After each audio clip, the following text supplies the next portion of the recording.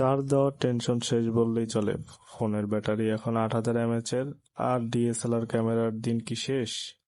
Vivo নিয়ে আসছে 200 মেগাপিক্সেলের দানবীয় ক্যামেরা। আসসালামু আলাইকুম। আজকের ভিডিওতে এমন কিছু টেক নিউজ শেয়ার করব যা শুনলে আপনি অবাক হবেন। ফোনের দাম কমেছে নাকি বেড়েছে, কোন ফোনটি আপনার কেনা উচিত, সবকিছু জানতে ভিডিওটি শেষ পর্যন্ত দেখুন। চলুন শুরু করা যাক। প্রথমেই বলছি ক্যামেরা কিং ভিভোকে নিয়ে। তাদের X300 আলট্রাতে থাকছে স্ন্যাপড্রাগন 8 এলিট জেন 5 চিপসেট। আবার এর ক্যামেরা দিয়ে নাকি চাঁদ আর পাহাড়ের ডিটেলস অবিশ্বাস্যভাবে ধরা যাবে। ওপ্পোর সবচেয়ে শক্তিশালী ফোন ফাইন্ড X9 আলট্রা এবার গ্লোবাল মার্কেটে। হ্যাসেলব্লাড কালার টিউনিং আর অবিশ্বাস্য জুম ক্ষমতার জন্য এই ফোন এখন আলোচনার তুঙ্গে।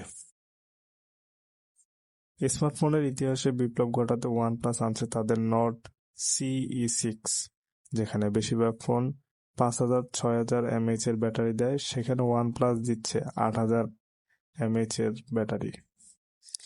গেমারদের জন্য এটি স্বপ্নের ফোন হতে যাচ্ছে। ফোল্ডেবল ফোন এখন সবার হাতের নাগালে আসছে। মোটরোলা রেজার 70 এর বড় 3.6 ইঞ্চি কভার ডিসপ্লে আর স্টাইলিশ লুক নিয়ে লিক্স ছড়িয়ে পড়েছে।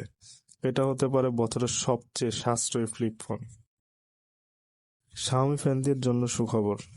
বাজেট ফ্ল্যাগশিপ শাওমি 17T আসছে মিডিয়াটেকের শক্তিশালী প্রসেসর নিয়ে।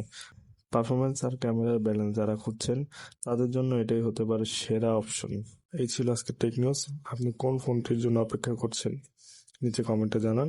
ভিডিওটি ভালো লাগলে শেয়ার করতে ভুলবেন না। আল্লাহ হাফেজ।